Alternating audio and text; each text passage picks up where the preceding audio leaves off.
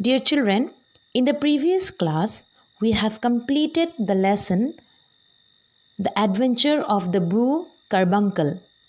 So I hope you are clear with the explanation. Please go through it and please read the whole lesson. If you have any doubt, I told you that you can get back to me as per the schedule.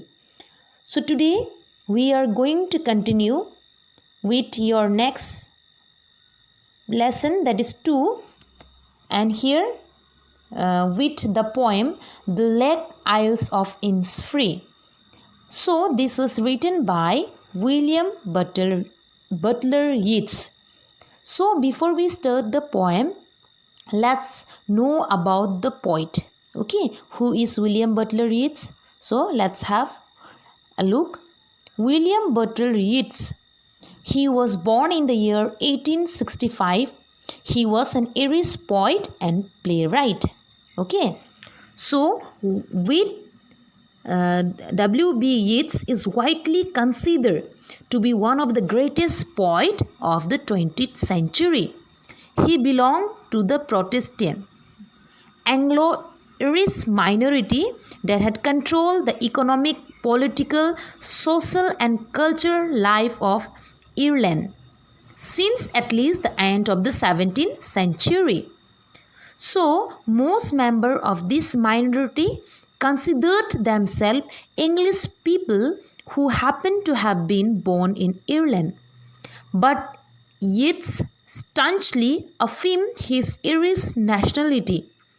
Although he lived in London for 14 years of his childhood and kept a permanent home there during the first half of his adult life, Yeats maintained his cultural roots, featuring Irish legends and heroes in many of his poems and plays. He was equally firm in adhering to his self-image as an artist. The conviction led many to accuse him of elitism, but it is also unquestionably contributed to his greatness. Okay. As a fellow poet, the name of the poet is W.H. Auden, noted in the year 1948, in Kenyon Review essay entitled Yeats as an Example. So Yeats also accepted the modern necessity of having to make a lonely and deliberate choice of the principle and presuppositions in terms of which sense of his experience. Auden assigned Yeats the high praise of having written some of the most beautiful poetry of modern times. Perhaps no other poet stood to represent a people and a country as poignantly as Yeats, both during and after his life, and his poetry also widely read today across the English-speaking world. So in the year 1885, an important year, okay, that is an important year in Yeats' early adult life, his poetry was published for the first time in the Dublin University Review, and he began his important interest in occultism. It was also the year that he met John O'Leary, a famous patriot who had returned to Ireland after 20 years of imprisonment and exile from revolutionary nationalistic activities. O'Leary had a keen enthusiasm for his Irish book, music and ballads, and he encouraged young writers to adopt Irish subjects. Yeats also find an encouragement through him. Okay, so the troubled time of Ireland haunted his poetry. He experimented in different style of writing poetry. So some of his work are verse dramas such as The Island of Statues and Mosada, and poems like The Wandering of Oisin and other poems and The Wind Among the Reeds. He was awarded the Nobel Prize for Literature in the year 1923. So this was about William Butler Yeats. So before explaining the poem, let's read out the poem. So have a look, children. The Lake Isles of Innisfree. I will arise and go now, and go to Innisfree, and a small cabin built there of clay and wattles mat. 9 bean rows will I have there, a heap for the honeybee, and live alone in the bee loud glad.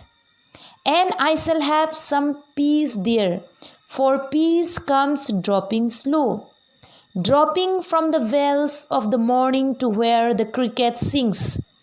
Their midnights all a glimmer, and noon a purple glow, and evening full of the linnet's wings. I will arise and go now, for always night and day I hear lake water lapping with low sound by the shore, while I stand on the roadway or on the pavement's grey. I hear it in the deep heart's core. So this was the poem, children. So this poem is lyric, okay? It is a musical poem. It also explores the poet's longing for the peace and tranquility of Innisfree, a place where he spent a lot of time as a boy. So here in this poem, he wants to say that the poet want to say that the people of Innisfree want a peace, peace life, okay? A peace life that is in Innisfree, a place where the poet spent a lot of time as a child, as a boy. So here, Innisfree is the name of a place. It is a very quiet place, and that is the reason the poet wants to go there. He had also spent his childhood in this place. He has very sweet memories of that place. That is why he wanted to go back to the lake island of Innisfree. So, the first stanza, have a look. I will arise and go now, and go to Innisfree, and a small cabin built there of clay and wattles made. 9 bean rows will I have there, a hive for the honeybee, and live alone in the bee loud glad. Here in this stanza, arise means stand up, and Innisfree means the lake isle of Innisfree is an uninhabited island near the coast of Ireland. Next, have you seen cabin?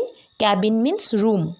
Then wattles. Wattles means twisted stick for making fences or walls.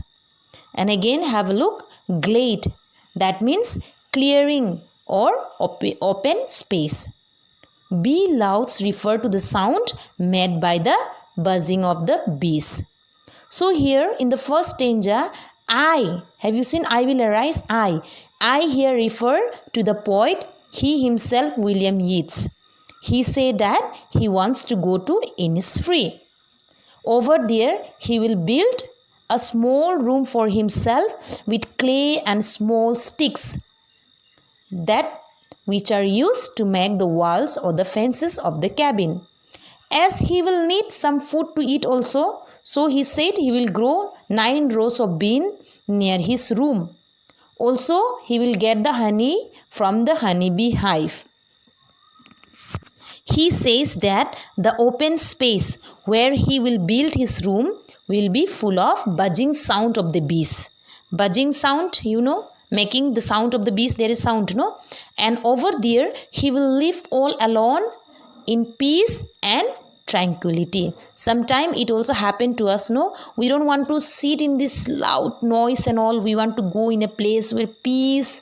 So that way. So the poet express his feeling to go in the place of Innisfree. So children, I hope you are clear with the first stanza. So in the next class, we will continue with the second and third stanza. So please go through the poem and read the poem. Thank you.